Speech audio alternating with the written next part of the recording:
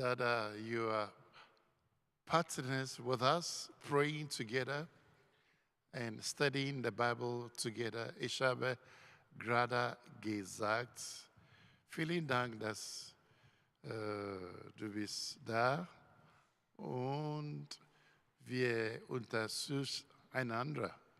Ich danke dir für das sind Sie da.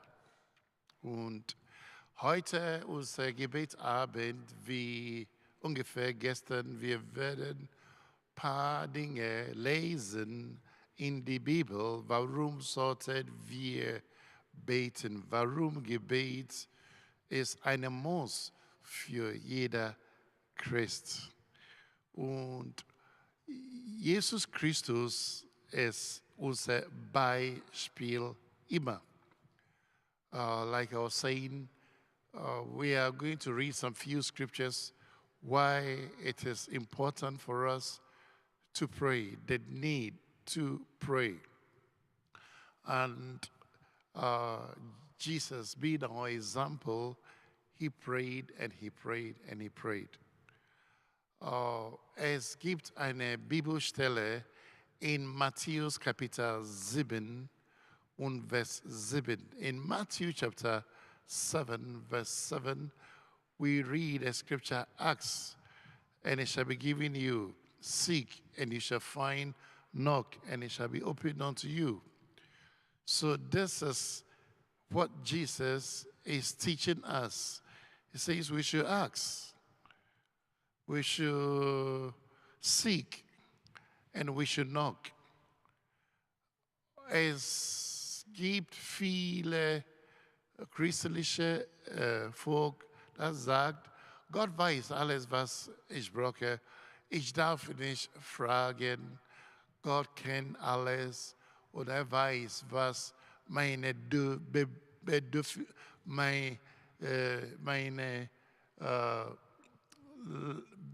Bedürfnis ist. Gott weiß, was ich brauche. Deswegen, ich sollte nicht beten. Gott weiß, wann, egal wann, kann etwas tun für mich. Many people say that God knows everything. He knows what I need. So why should I pray? And so I just leave it to God. If it's His will, He will give. If it's not His will, it doesn't matter. Nein, das ist falsch. Jesus hat gesagt, frag, bittet und suchen und knopft. So hat Jesus gesagt. 3 Sachen. Bittet, sucht und knopft. 3 things Jesus said. Ask, seek, and knock. Because Jesus himself, he prayed. He prayed in the Garden of Gethsemane. Take time and you read in Matthew 26. He was in the Garden of Gethsemane. And if you read Luke chapter 22, verse 44, he prayed that the sweat that came out of his body were like great drops of blood. Jesus selber had gebetet in die Garten Gethsemane. War dort damals, hat gebetet und Matthäus Kapitel 26 und Lukas Kapitel 22, Vers 44. Wir sehen diese Bibelstelle in der Bild schon, dass hat, ja, du kannst selber lesen auf Deutsch, aber in English, and being in agony, he prayed more earnestly, and that his sweat were like great drops of blood falling to the ground. Dat heißt, Jesus wusste, dass Gebet ist ein Teil von unserem Glaube. Und hat gebetet. Und seine Schweiß war wie Bluttropfen auf den Boden gefallen. So, Jesus als unser Beispiel. Es gibt noch andere Bibelstellen in Jakobus Kapitel 5. Wir sehen diese Bibelstelle in Vers 16.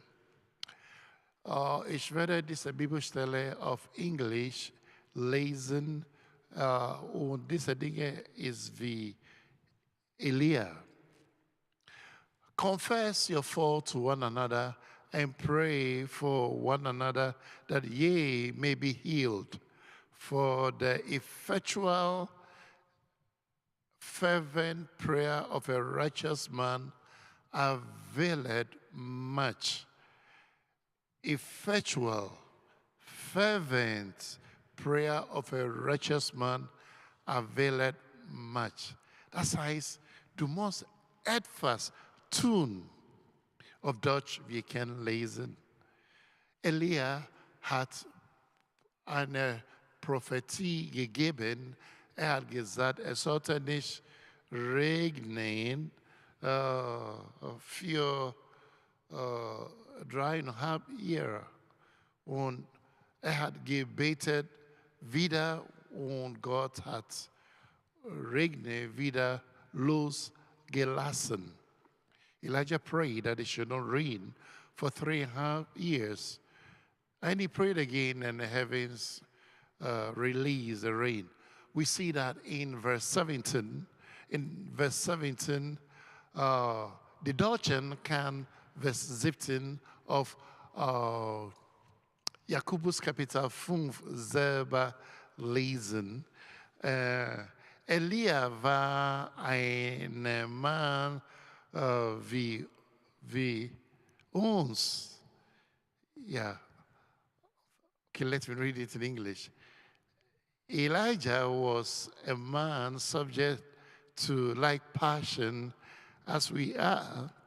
He prayed earnestly that it should not rain, and it did not rain on this earth by the space of 3.5 years. 3 years and 6 months.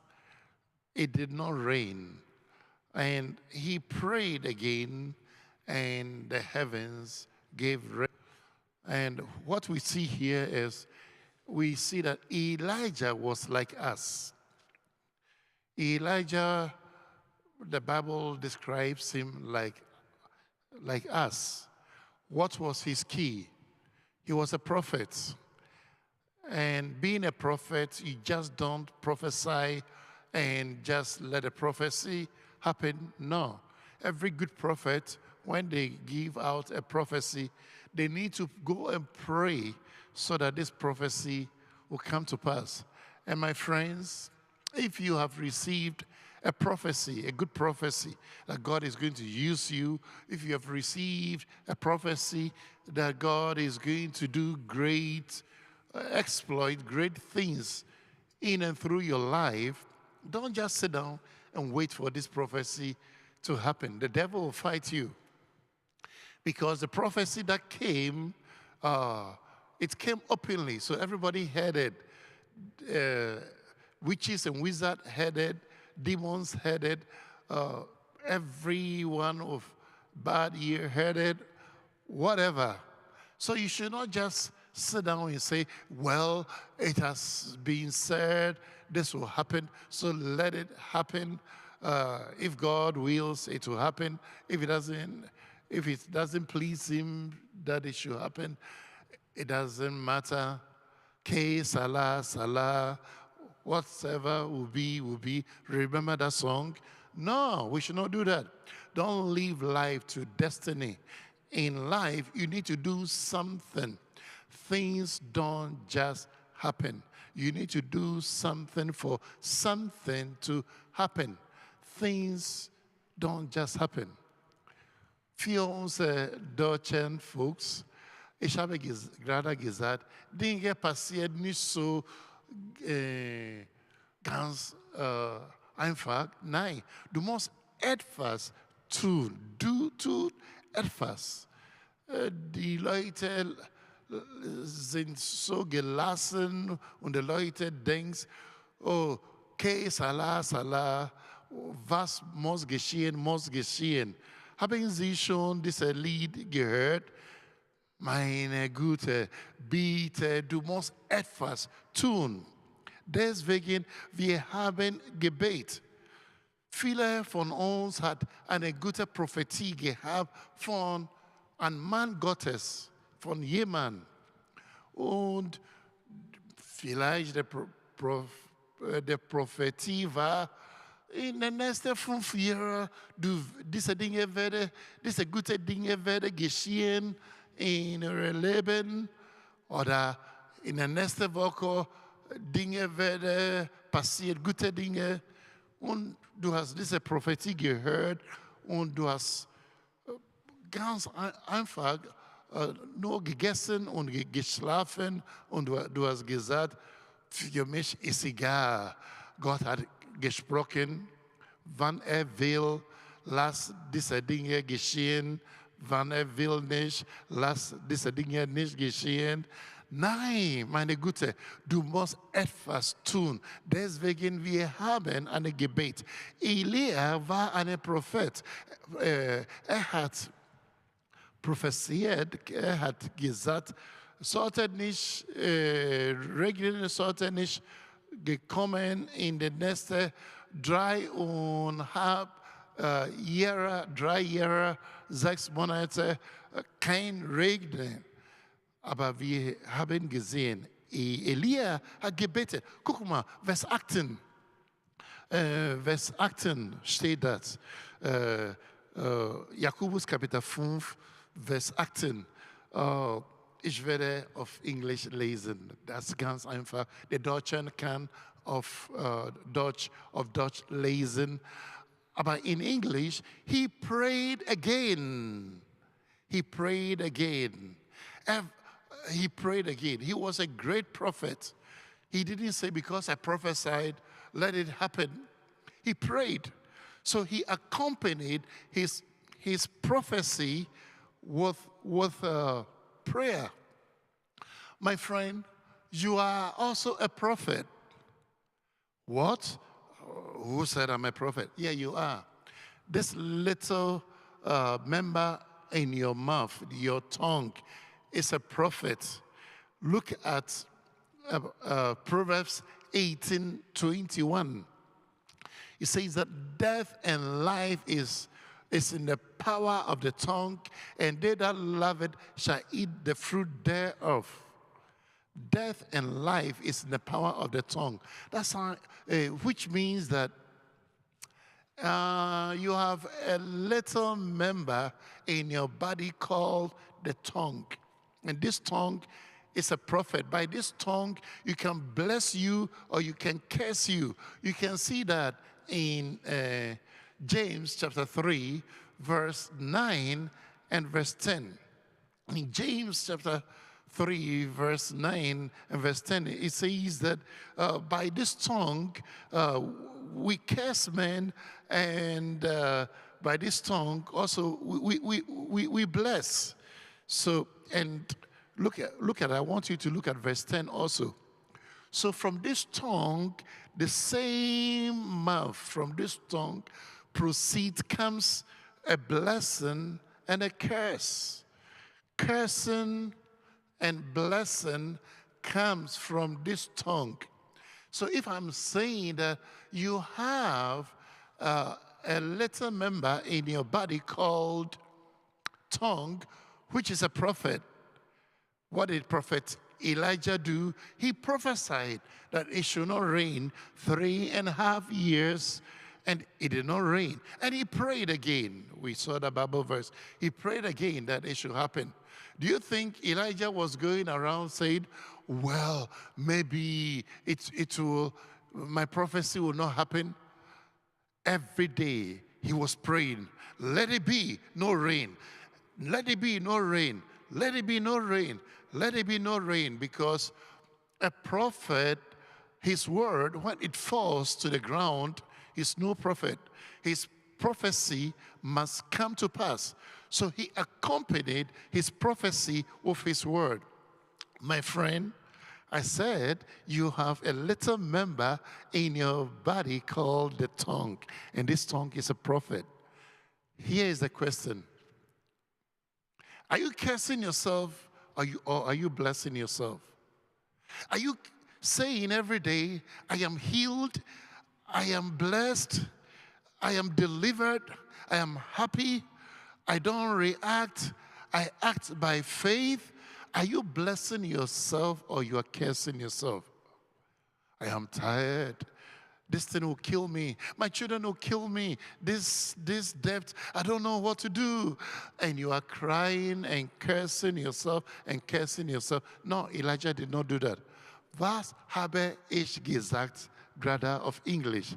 Ja, ich habe gerade gesagt, in dieser Körper wir haben, es gibt eine kleine Teile von unserem Körper, dieser Teil heißt Zunge.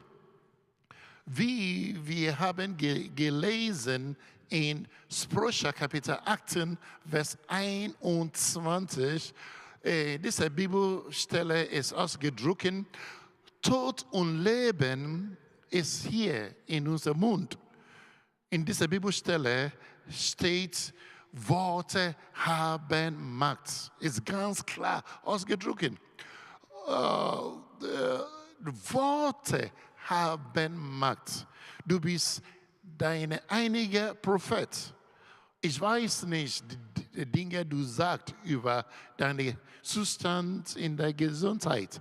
Ich weiß nicht, Dinge, du sagst über deine finanzielle Situation. Ich weiß nicht, was du hast schon mal gesagt über deine Kinder oder eure Familie oder eure Zukunft. Ich habe keine Ahnung. Manchmal die Leute sind deprimiert und die Leute ganz einfach öffnen Mund und sagen etwas. Ich bin müde, ich habe keinen Bock mehr. Oh nein, furchtbar. Was eine Welt. Warum bin ich hier auf dieser Welt? Warum? Vielleicht Gott liebt mich nicht. Vielleicht Gott liebt mich. Warum? Nur ich. Guck mal. Jeden Moment, jede Sekunde, deine Prophet arbeitet. Wer ist dein Prophet? Eure Song. Pass auf, Dinge, was kommt von unserem Mund. Nicht vergessen, Worte haben Macht. Die Deutschen können diese Dinge nach mir sagen. Worte haben Macht, Worte haben Macht, Worte haben Macht. Du kannst ein Lied singen mit diesen Worten. Worte haben Macht, Worte. Bitte, Vorsicht, was kommt von diesem Mund. Okay. Gebet ist genauso. Zurück zu Jakobus Kapitel 5 und Vers 18. Wir haben gelesen, und Elia hat wiederum gebetet. Ja. Und wiederum bete er. Wiederum. Er hat wieder. Das heißt, wir müssen wieder beten. Ich habe vielleicht ungefähr letzte Woche schon mal gesagt, Gebet ist wie Wasser für einen Fisch. Was ist ein Fisch ohne Wasser? Ein Fisch ohne Wasser ist tot. Ein Fisch ohne Wasser hat kein Leben. Ein Fisch ohne Wasser hat keine Zukunft. Ein Fisch ohne Wasser stinkt. eine Fisch ohne Wasser hat keine Bedeutung. Genauso ist eine Christ ohne Gebet. Oh, meine Güte, du hast null Kraft. Du bist nur ein Zuschauer. Ja. Und du legst dein Leben in der Hand von Schicksal. Was muss geschehen, muss geschehen. Nein, meine Freund, du kannst Dinge umdrehen in deinem Leben durch Gebet. Gott, höre unser Gebet. Gebet wächst. Gebet ist eine Schlüssel, wir haben von Gott. Bitte, sucht und knopft. So hat Jesus gesagt. Wann sollten wir beten? Oh, wann alles ist okay, wann ich bin glücklich, dann ich sollte beten. Nein, wir müssen immer beten. Du bist glücklich oder du bist nicht glücklich. Du bist enttäuscht oder du bist nicht enttäuscht.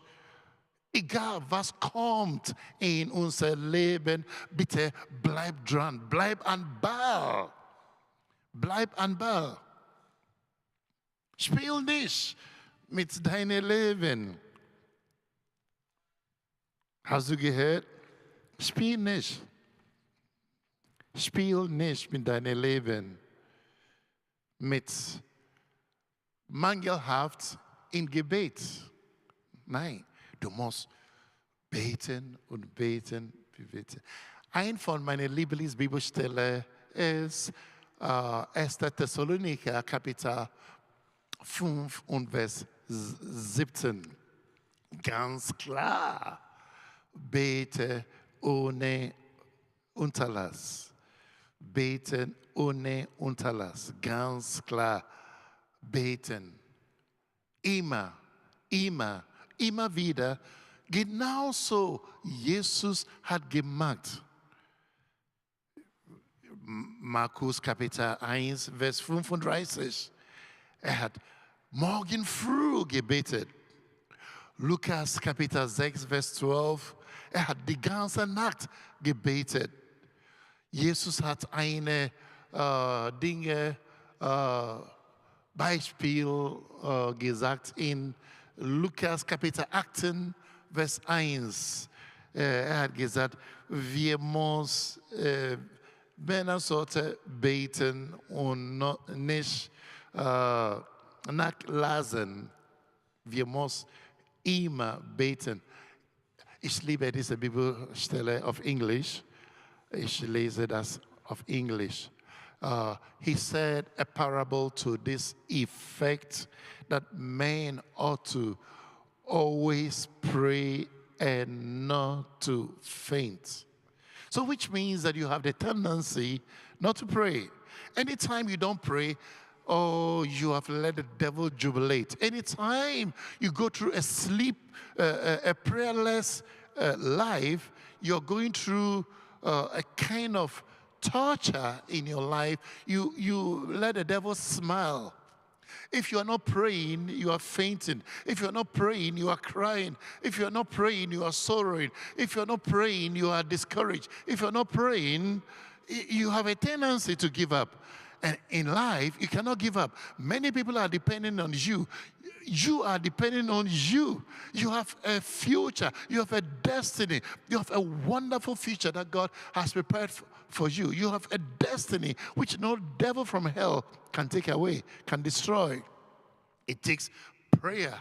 Accompany this life that God is giving you with prayer. Jesus, everything that he did, he prayed. He prayed. Jesus prayed. He prayed even when he had finished a big meeting after he has healed and raised the dead. He always retreated. He went on retreat to pray. He prayed at all times. So we also need to pray at all times. If you don't pray, the devil will speak to you. If you don't pray, the devil will tell you God doesn't love you. If you don't pray, the devil will deceive you to give up. Because the devil will look at your need, the need you have, and the devil will say, why is God not giving you this? And the devil will point some of your friends out to you. Look at this person. He didn't even go to church. He got this. Look at this person too. He doesn't even know God. He got this. And you are a child of God. Why is God not giving you this? My friend, you are only a prayer away from the blessing that God has for you. Prayer is a privilege. Prayer is like we are conversing with God. We are talking to Him and He talks back to us. Prayer is an amazing tool God has given to us. Was habe ich gesagt, gerade auf Englisch? Ein bisschen viele. Aber die wichtige Dinge, ich habe gesagt, ist, was wir haben gerade gelesen, dass man muss alle Zeit beten, nicht nachlassen sollten. Nicht nachlassen. Manchmal wir sind faul. Oh, Pastor, warum sagst du das? Ich weiß. Du gehst zu Bett und du liegst am Bett. Oh, Vater, ich danke dir. Danke dir. Du warst. Und dann du bist weg. 5 Minuten. Du bist weg. Du betest am Bett. Du liegst am Bett. Vater, ich danke dir. Und dann du bist weg. Das ist Fauligkeit. Du bist faul. Ich auch manchmal so. Deswegen, ich werde nie auf Bett liegen zum Beten. Ich muss laufen, gehe hin und her. Ja, wie Jesus war draußen. Ich habe nicht gesagt, dass du musst unbedingt draußen gehen zum Beten. Nein. Vielleicht in deiner Umgebung ist ein gefährlicher Ort. Du bist eine Frau, du darfst nicht irgendwo gehen in der Welt zum Beten. Aber Männer kann, wenn der Heilige Geist sagt, okay, zu Hause, in der Toilette, in der Küche, egal wo, in der Balkon, egal wo, du kannst dort gehen und du kannst beten. Bitte tut etwas. Ich habe viele gesagt momentan, aber du und ich weiß, wir müssen unbedingt beten. Deswegen, wir sind bereit. Lass uns beten. Zuerst, wir werden für unsere Geschwister auf die Leinwand beten und alle Zuschauer auf unser Livestream. Wie gestern, wir werden für diese Leute auch beten. Es gibt viele Leute brauchen unser Gebet. Und, lass uns für Susanne beten, für Erholung, für Heilung, dass Gott werde eingreifen in seine Zustand, in seine Gesundheit.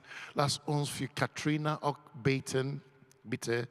Wir sehen diesen Namen auf dem Bildschirm. Lass uns für Pokua, Charlie, Pokua beten. Lass uns für Kwesi Opong, Rebecca Opong beten. Charlie, ja, ich habe schon gesagt. Alexandra, lass uns für Alexandra auch beten. Susie, lass uns für Susie beten. Larin, lass uns für Larin beten. Lass uns für Jose auch beten. Ein junger Mann, heißt Jose, lass uns, hat einen Unfall gehabt. Lass uns für Jose beten. Und ja, lass uns beten. Lass uns für unsere Geschwister beten.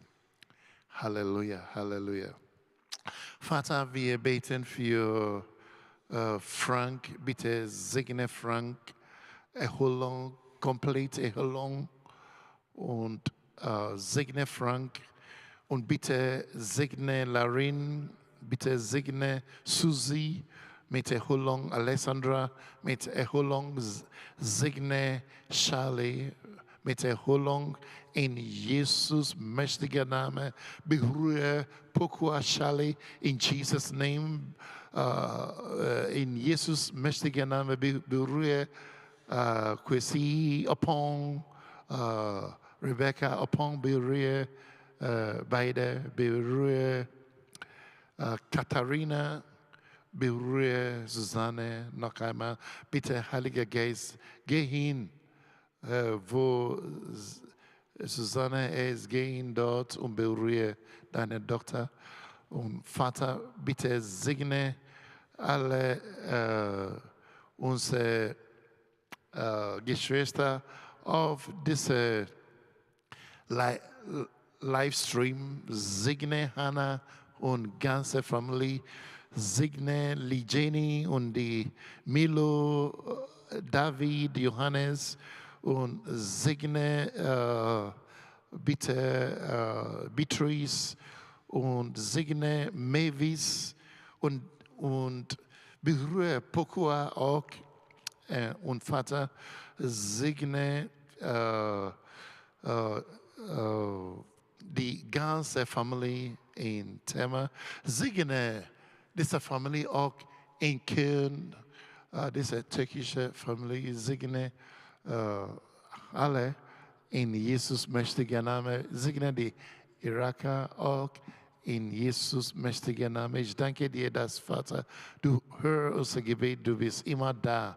Du bist eine Wunder machen, Gott. Du kannst Wunder tun. Du bist der selber gestern, heute und alle Ewigkeit. Wir danken dir, Herr Jesus. Wir danken dir für deine Gegenwart. Wir danken dir für deine Salbung. Berühre deine Leute in Jesus mächtigen Namen. Noch einmal berühre Hussein. Bitte von seinem Kopf bis Füße. Tut etwas in seinem Körper. Tut, was die medizinische Vorsorge kann ich tun. Ich glaube, ein dir, Heiliger Geist, berühre diese Jünger. In Jesus mächtigen Namen, Vater, ich danke dir, dass du hast unser Gebet gehört. Ich gebe dir alle Ehre. Ich danke dir. Du bist da. Du bist unser Gott. Du bist der allermächtige Gott. Du liebst uns und du bist immer da. Du hörst unser Gebet in Jesus mächtiger Name. Und momentan, ich werde auf alle Zuschauer beten, auf der Livestream. Ich werde alle Namen auf der Livestream noch einmal durchgehen und vielleicht am Donnerstag, wir werden ein Gebet hier haben, vielleicht nicht Livestream, aber am Donnerstag, ich habe noch mehr Hunger für Gebet. Am Donnerstag vielleicht kein Livestream, aber es gibt ein Gebetabend hier, das spontan.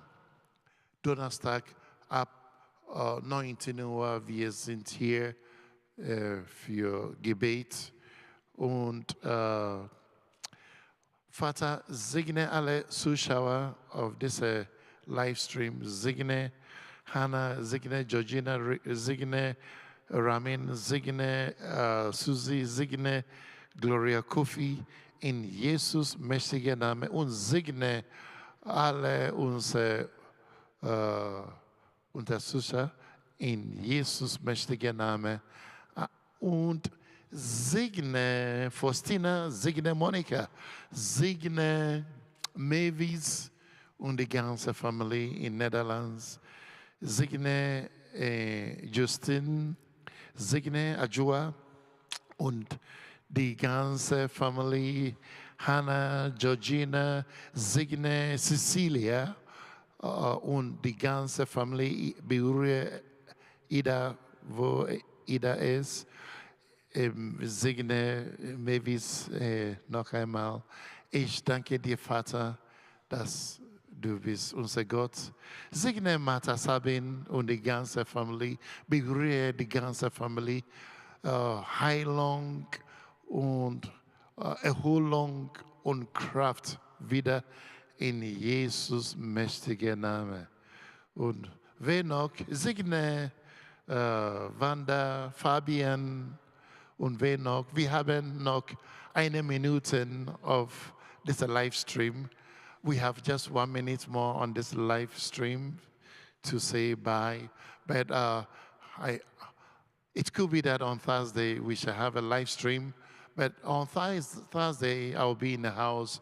There shall be prayer again. We're praying for many people. Now, you saw the names that we prayed over. Please keep these names. You saw the names. Be praying for these people. Father Zigne Nunuar, Father, you bless Nunuar in Jesus' mighty name. Like I said, vielleicht am Donnerstag, wir sind wieder hier in Gebet.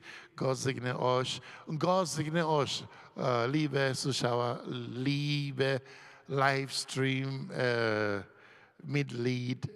Gott segne euch und ich liebe euch. Und wir sehen uns vielleicht am Donnerstag oder am Sonntag wieder. So, auf Wiedersehen, auf Wiedersehen. Au revoir. God bless you all. So see you perhaps by His grace on Thursday or on Sunday. Bye-bye.